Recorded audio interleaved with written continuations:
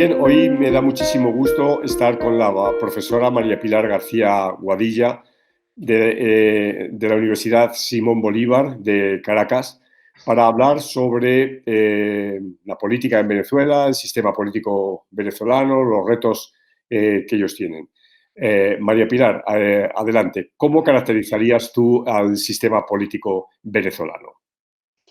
Bueno, en primer lugar, muchas gracias y buenos días a todos. Si empezamos por los aspectos formales del sistema político venezolano, diríamos que se rige por la Constitución Bolivariana de 1999, que fue el resultado de un referendo constitucional que a su vez derivó de un proceso constituyente en el año 99 y cuando Hugo Chávez llegó al poder. Además, es un sistema federal descentralizado y una república presidencialista. No obstante, en la praxis el sistema es cada vez más centralizado y más autoritario. A nivel formal también existen 3 niveles de gobierno: el nivel nacional, el nivel estatal y el nivel municipal. De hecho, el territorio se divide en 23 estados o entidades federales y en un distrito federal, que es donde se asientan los poderes públicos nacionales. Y los estados se dividen en 335 municipios. A su vez, los municipios se dividen en parroquias. Pero las unidades políticas más importantes vienen siendo los municipios y los estados. Hay 5 poderes públicos. En la nueva Constitución se adicionaron 2, y son el Ejecutivo, que es el presidente, el vicepresidente y los ministros. No obstante, el vicepresidente es elegido por el presidente, no es elegido por todos. El Poder Legislativo, que es la Asamblea Nacional o los diputados. En esta Constitución se eliminaron en la Cámara del Senado. El Judicial, y se adicionaron el Poder Ciudadano, que tiene que ver con la Contraloría General de la República y con la Defensoría del Pueblo, y el Poder Electoral, el Consejo Nacional Electoral, que se ocupa de las elecciones y se le elevó a ese rango. El sistema de partidos que por cierto tiene muy baja credibilidad desde prácticamente los años 70, los años 80. Es un sistema multipartidista en este momento, pero que actúa de manera polarizada. Yo creo que ese punto es muy importante para poder entender la situación política actual y los conflictos en Venezuela. En este sistema multipartidista, del lado del gobierno, está un partido que también creó Hugo Chávez cuando llegó al poder, que es el Partido Socialista Unido Venezolano, y pequeños partidos que se aglutinan alrededor de lo que se llama el polo patriótico.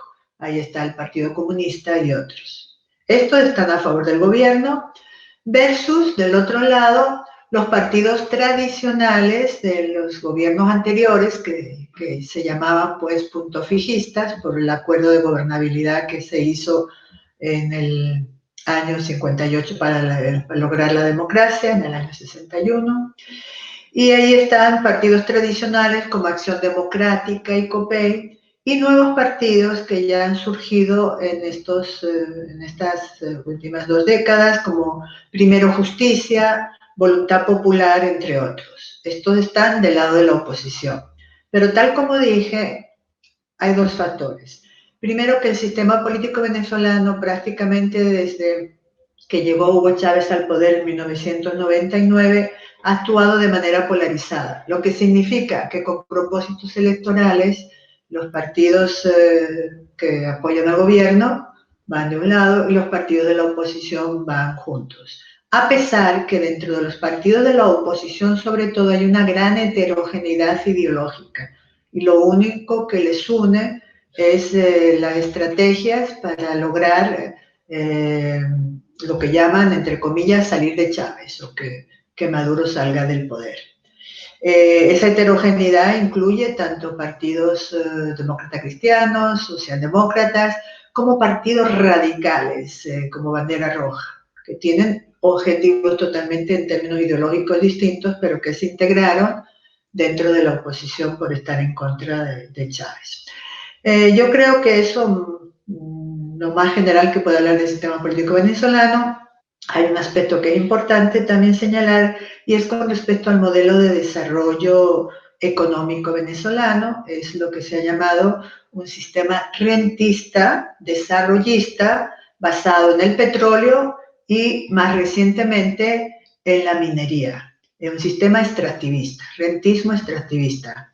Yo creo que es importante porque este sistema rentista es el que de alguna manera garantizó, mientras el petróleo estuvo en precios altos, garantizó la renta necesaria para soportar al gobierno, al socialismo del siglo XXI, tal como lo llaman, de Hugo Chávez. Vamos Muchas entonces gracias. a... Y en cuanto a los retos del sistema político, de la política en Venezuela. No sé si sería bueno hablar de algunos de los procesos para poder entender los retos. Claro, sí, sí, ¿Tengo adelante. tiempo? Sí, ¿Sí? sí, claro que Ok, sí. sí, porque creo que es necesario. Algunos de estos procesos, pudiéramos decir, es que la nueva Constitución de 1999 va a incorporar dos aspectos novedosos, que van a ser el objetivo de la inclusión de los más pobres o previamente excluidos, y la democracia participativa. Pero la democracia participativa no solo como complemento de la representación, sino que en el largo plazo también sería como el medio para lograr la inclusión y también como una vía para ir logrando la sustitución en los niveles locales y en los niveles estadales de la representación. Algo utópico, pues que ha sido casi imposible lograrse. Es preciso destacar que en esa Constitución y a lo largo de estos últimos 20 años se han enfrentado dos modelos y por eso hablaba que era necesario entenderlo para los retos. Y son dos modelos diametralmente opuestos, yo llamaría antagónicos. Uno supone desde el punto de vista ideológico la exclusión del otro y es el antiguo modelo liberal presente antes de la llegada de Hugo Chávez al poder y el modelo que llamamos chavista, puesto que ideológicamente no tiene una definición muy clara y que luego se llama del socialismo del siglo XXI. Estos dos modelos se autoexcluyen. Sí, se autoexcluyen porque cada uno enfatiza principios, valores e incluso derechos diametralmente opuestos, que es difícil que puedan ser compaginados. Todos, tanto, por ejemplo, los derechos cívicos, políticos, socioeconómicos y culturales están incluidos en la nueva Constitución, pero el primer modelo liberal enfatiza los derechos cívico-políticos, mientras que el modelo chavista enfatiza los derechos socioeconómicos y culturales.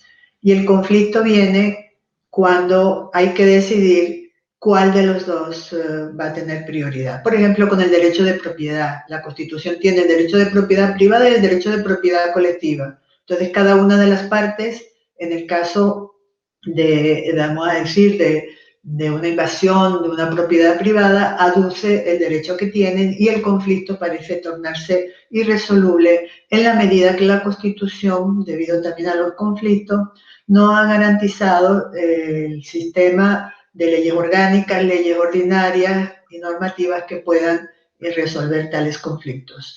Eso significa que subyacente el conflicto mayor es el tema de la polarización, pero no de cualquier polarización que en un momento dado puede estimular incluso el ir a elecciones al ciudadano, sino de una polarización que llamamos perniciosa o antagónica, que supone la exclusión del otro, la negación del otro, la eliminación del otro. Al otro no lo voy a ver como contendiente, al otro lo voy a ver como el enemigo al que hay que eliminar. Y eso obviamente nos pone frente al reto de cómo encontrar vías de solución que puedan ser comunes. Es un conflicto suma cero, el que venimos tratando de los últimos 20 años, y es un conflicto que ha llevado pues a múltiples formas de expresarse, desde las protestas y movilizaciones, que también es una de las formas privilegiadas de la sociedad civil dentro de la Constitución, sean los que apoyan un sistema o los que apoyan el otro modelo, hasta llegar a golpes de estados como en el año 2002.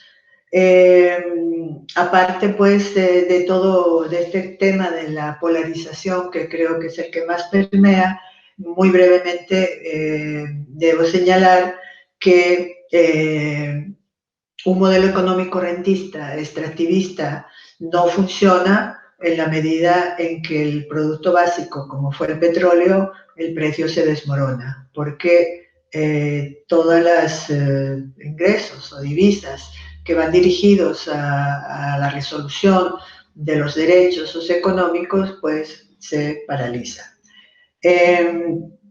Hablando entonces de los retos yo los diría, y si hay tiempo podríamos después profundizar un poquito más, cómo lograr acuerdos mínimos de gobernabilidad democrática frente a una polarización de este tipo, perniciosa o antagónica, donde las partes se autoexcluyen y encima donde existen elevados y crecientes niveles de desigualdad y pobreza que también llevan a una polarización socioeconómica en términos ideológicos y de los modelos que se quieren apoyar y a diferencia de los objetivos. Otro reto es cómo lograr la unidad. Bueno, también debo señalar que recientemente en los últimos procesos, aun cuando se iba polarizadamente a las elecciones o a intentar resolver la problemática política, cada uno de los polos se ha fragmentado, agregando mayores dificultades a las posibilidades de lograr soluciones al conflicto, particularmente la oposición. Y la oposición se ha fragmentado, sobre todo recientemente, alrededor quizás de una de las vías que democráticamente pudiera ser la vía de solución, como es ir o no a elecciones. Obviamente se ha fragmentado por las condiciones electorales que una parte considera como inconstitucionales, como no justas, no transparentes, donde no hay competencia política, donde no se permite a los líderes políticos tradicionales que participen, se les ha inhabilitado, donde a los propios partidos más importantes también se les ha tomado los símbolos y se les ha trasladado a la oposición. Entonces, y ese es el panorama de diciembre que tenemos en este es el panorama para el 6 de diciembre. Están previstas unas elecciones en que la mayoría de la oposición ha decidido no participar porque, insisto, hay los líderes, los símbolos, etcétera, pero sin embargo hay pequeños grupos dentro de la oposición que han decidido participar, con lo cual está más dividida. Sin embargo, ya muchos de los países que apoyan a la oposición, vamos a decirlo así, porque también debo señalar que existen como dos institucionalidades dentro de esos procesos de desinstitucionalización. Tenemos dos presidentes en Venezuela, uno es Nicolás Maduro, que fue reelecto en el 2019, pero que tampoco fue reconocido como constitucional por la oposición, y el otro es Juan Guaidó, que es el presidente de la Asamblea Nacional, que consiguió en manos de la oposición en el 2015, y que fue reconocido como presidente interino y así actúa por parte de la oposición y por más de 50 países del mundo, incluyendo España. Entonces, vamos a elecciones divididos. Primero, la oposición mayoritariamente ha decidido no participar, pero hay un grupo que está participando, luego están fragmentados. Segundo, la idea, estas son elecciones para la Asamblea Nacional, que es el último bastión de legitimidad de la oposición, con lo cual la incertidumbre mayor es qué va a pasar después del 6 de diciembre, cuando con este presidente interino, que es reconocido por la Unión Europea, reconocido por el Grupo de Lima, reconocido por muchas instancias internacionales, si efectivamente le mantendrán la legitimidad que obviamente sí la tenía en el pasado. Yo creo que es un reto muy, muy importante. El reto además está, si no es por elecciones, que la oposición deben ser justas, democráticas, transparentes, ¿por qué mecanismo vas a retomar el camino de la democracia en un país donde la gobernabilidad democrática está en el piso, los niveles de represión y autoritarismo cada vez son mayores, el control militar, es decir, hay muchos retos, no sé si quisieras, Manolo, que enfatizar alguno de ellos. Bueno, ya tenemos nuestro tiempo para este tipo de cápsulas ya agotado. Probablemente volveremos a tener y ampliar esta conversación. María Pilar García Guadilla, profesora de la Universidad Simón Bolívar de Caracas. Muchísimas gracias. Muchísimas gracias a ti, Manolo. Buenos días.